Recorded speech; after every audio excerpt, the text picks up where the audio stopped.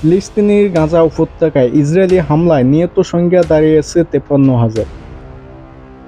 বৃহস্পতিবার রাত থেকে হামলা নিহত বেড়ে 143 জনে দাঁড়িয়েছে। খবরটি নিশ্চিত করেছে আল জাজিরা। জাবালিয়া শরণার্থী শিবিরে একটি মেডিকেল ক্লিনিকে ইসরায়েলি বাহিনী হামলা চালিয়েছে বলে জানান প্রত্যক্ষদর্শীরা। তারা জানান আল তাওবা ক্লিনিকের উপরের তলায় হামলায় অন্তত 13 জন নিহত হন, তাদের মধ্যে শিশুও রয়েছে। নাকবা দিবসের 77 বছর পূর্তির দিনে ইসরায়েলে এর বর্বরতা হামলা চালায়। 1948 সালে ইসরায়েল প্রতিষ্ঠার সময় অনেক ফিলিস্তিনি নির্যাতনের শিকার হয়, অনেকে বাদচ্যুত হয়েছে ঘরবাড়ি। সেই বিপর্যয়ের স্মরণে নাকবা দিবস পালিত হয়।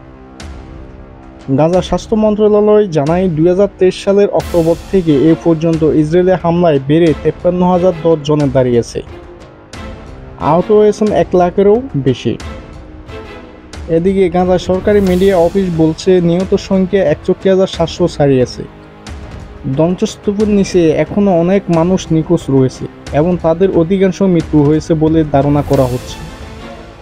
নিউজ ডেস্ক, আন্তর্জাতিক দুনিয়া।